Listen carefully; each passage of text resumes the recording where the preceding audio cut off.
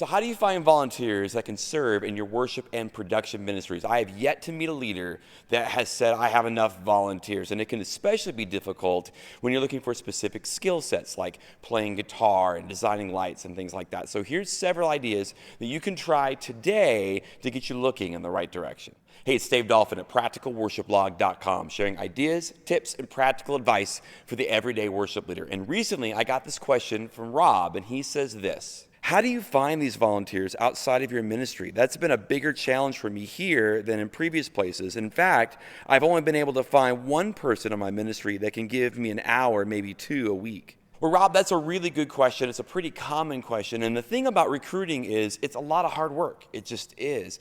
And it requires a lot more asks than we think it does. So if you're looking for people to serve on your ministry teams, here's a couple of places, a couple of things that I would try. If you have a need, you need to tell people, and you need to tell people a lot. A couple of examples would be in your bulletin or during the announcement time in your service. With these, I'd be very, very quick and to the point. Here's the need. If you're interested, here's the next step. Here's the person you need to contact or email. Here's the form you need to fill out. Social media is also another great place, both on your church's account or even on your personal account. Now, if you do this, I would do a video over maybe just some text. If you can't do that, at the very least, use an image, use a photograph along with your ask.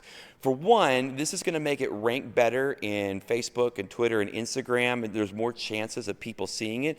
But it also allows you to showcase the fun, and it helps that person to imagine what it would be like to serve in your ministry. They can see that picture themselves maybe in that slot, and that looks fun, that looks fulfilling. I should do that. Now, you can also use an announcement slide like this one. If you have TVs in your commons or if you're running announcement slides before your service, you can do something like this. The cool thing about this slide is, one, it clearly articulates the need, but it also helps to sell the fun. This looks like something that you want to be a part of. Now, understand that the people that you are looking for are probably not going to come to you. You're going to have to find a way to go to them. So finding a way just to get that name, just to get that phone number, that email address, or that Twitter handle, knowing who to go after is half the battle. You can ask the people that are currently already serving on your team. Musicians know other musicians, and tech people know other tech people.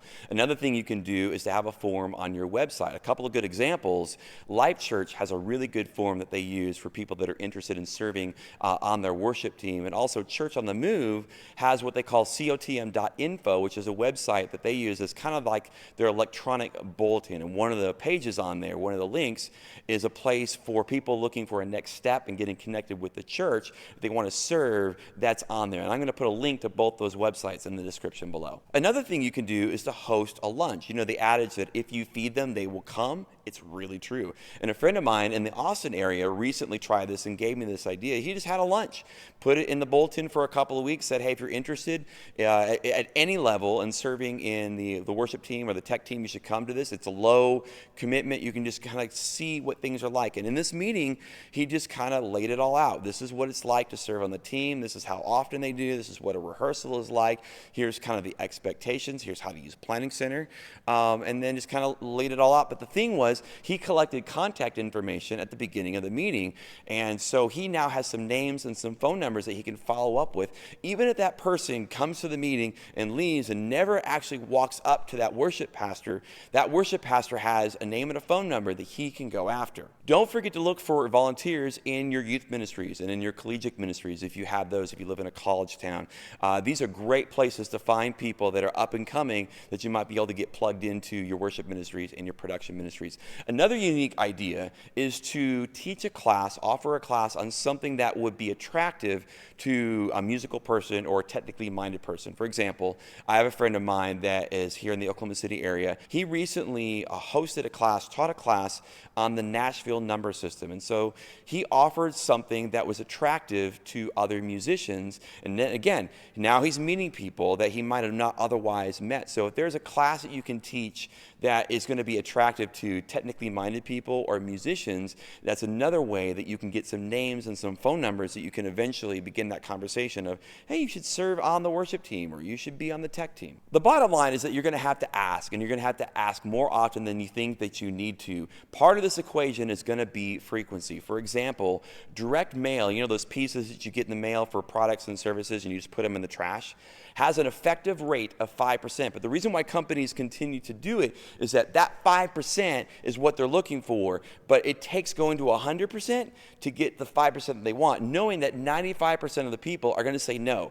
95% of the people are just going to throw it in the trash. But quality is going to be another part of the equation. Why would someone want to serve on your team? I know that you're looking for a specific need to be fulfilled so that you can carry out the vision that you have, but what's in it for them? If they serve on your team, why? Is it fun? Is it fulfilling? Is it rewarding? Look through their lens and then try to communicate that in your ask. And if you get that name and number and you ask that person to serve on the team and they say no, don't just stop there. Ask them for who they would call if they were in your shoes. If you can't get that person, who's another person that's connected to them, it's probably of the same skill set that you can contact so that it doesn't just end right there.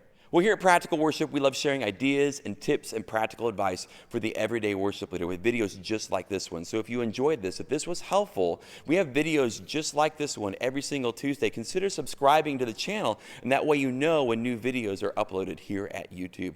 And also, if this was beneficial to you, you might know someone else that could benefit from this information. Consider sharing the link out on Facebook and Twitter and places like that. And for more great practical advice, check out practicalworshipblog.com.